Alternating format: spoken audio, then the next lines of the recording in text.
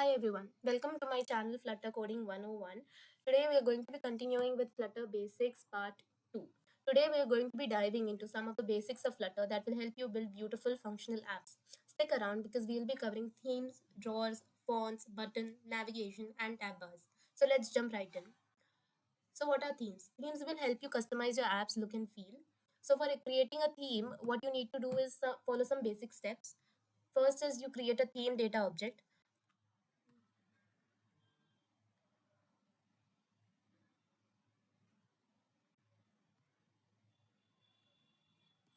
like this. So inside your theme data, you will describe the color scheme that you will be using. The shade color is your primary color that your theme will be using. You can also describe the brightness as dark or light as per your app's requirement. Inside the text theme, you will be describing the different kinds of text and how which font they will be using, what will be the size, whether they will be bold or not. After that, you can describe the color of your icons. You can also describe the theme of your buttons, text areas, and all different kinds of widgets that you have. For now, I have included three different kinds of widgets. You can also describe two or three different kinds of themes and use it in the same application. So here, after having declared my theme inside this variable, I will be declaring this inside my material app. Once I have declared this inside my material app, this will my app will be supporting this theme. I can also change this theme to whichever new theme I want. In case you want to your any different widget to have some particular theme, so then you will be using the theme widget. You will be wrapping your particular widget with the theme widget. So here in this card, I want to wrap my card with a different theme. So I have just wrapped it with my theme widget. In case in any widget, if you want to use the colors of a particular theme, so you can just use theme.off context and you can use the secondary or the primary color that you have declared inside the theme. So let's move on. Now I will be showing you how you can customize the fonts in your application. So there are two ways in which you can be customizing the fonts in your application. The first is if you have a font, then you just need to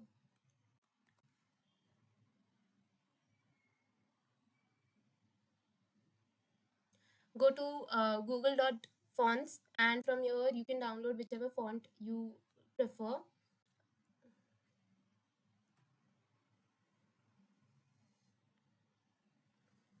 So you can just browse the fonts, you can download these files, and then inside our assets app that we had created, you can just create a fonts folder and you can save these fonts inside. Once you have done that, you need to go to pubspec.yml, and just like we had declared our images, we need to declare the fonts as well.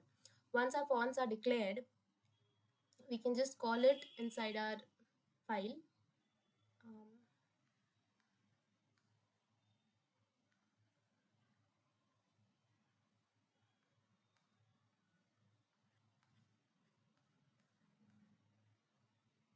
So over here, you can just use the name of the font inside font family, and this will change the font family. The second way in which you can declare fonts is by using the package Google Fonts. So inside my pubspec.yml, I have included this package named Google Fonts, and all you need to do is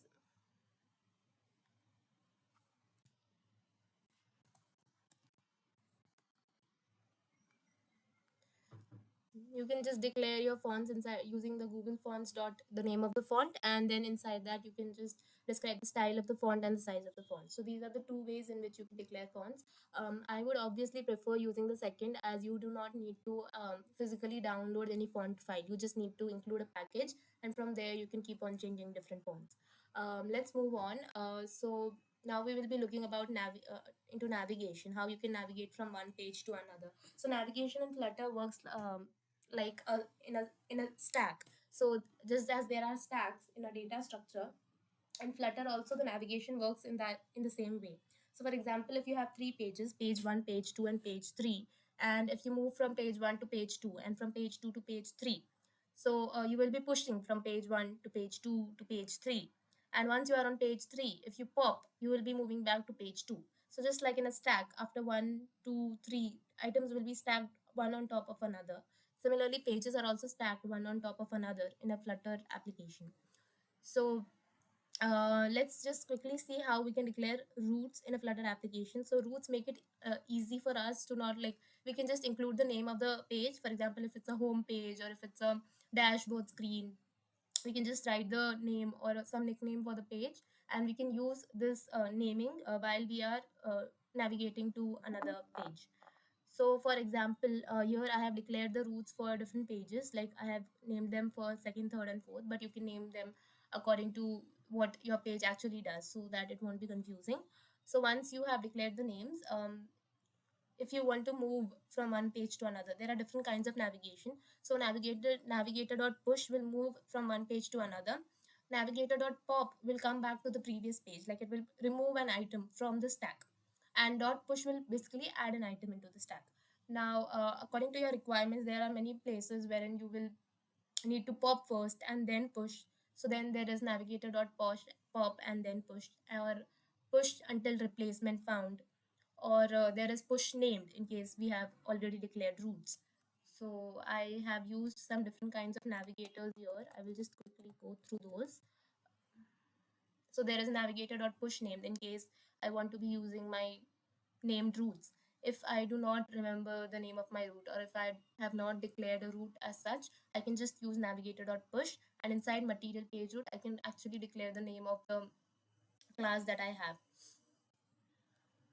Then there is pop and push name. So this will first pop the current page and then push to a named root.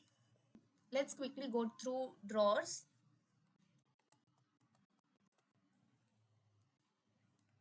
So a drawer is a side panel in which you can declare different list styles and the pages that you want to move into. So in a drawer, this is a there's a linear gradient that I have used. So for example, if you want to use different colors inside a single segment, you can use this linear gradient, and you can just describe the colors that you want, and it will automatically create a gradient style inside the drawer header. After this, I have used some list styles, and inside these list styles, I have added navigation as to where I need to move when those list styles are pressed. So this is all about drawers.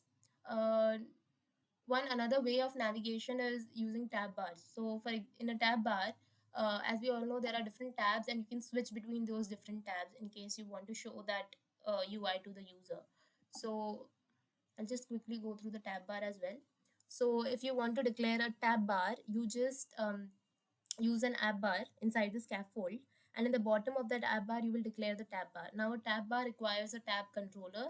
This tab controller I have declared in my init state, in which you will be also declaring the length of your tab. And so here I have declared a variable, a list variable of type tab, in which I have included two tabs. So the length of this tab will be 2 right now.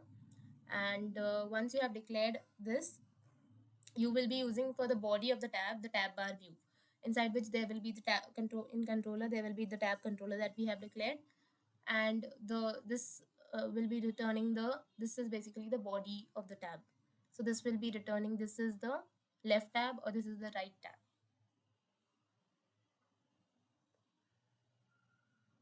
So let's quickly learn about buttons. So there are 5 different kinds of buttons. First is the elevated button. So in an elevated button, it's the normal kind of button that you see everywhere. You can change the shape of this button. It can be a square, a rectangle, or you can change the style in which you show the button. This is the default style which I have currently. Then there is a text button, which will just be a raised text. You can click on that button, and then there is an outline button. So there will be an outline on the edges of the button. You can customize these buttons by using the button style. You can change the foreground color, the background color, the color of the text, the font style. Then there is a icon button, which is basically, it will be an icon and you can click on that button. Each of these buttons will have a style. They will have a child wherein you can specify the icon or the text, or if you want to use an image, or an image and a text, an icon and a text. And there will be an on press function wherein you will be describing the function which will be there when you click on the button. These buttons can also, if you, for example, if you want to make the button disabled, then you will in this on pressed will be null, so then the button will be disabled. And then there is a floating action button which we saw in the counter that we had created. So this will be a button which will be on top of your screen. So this button in green is your floating action button. So that's it about buttons. In my next video I will be going through text area, text fields, radio buttons, checkboxes, flexible, expanded, different kinds of decorations. So stay tuned for Flutter Basics Part 3. I will see you in my next video. Thank you so much. And please do like, share, and subscribe if you like my videos. Thank you.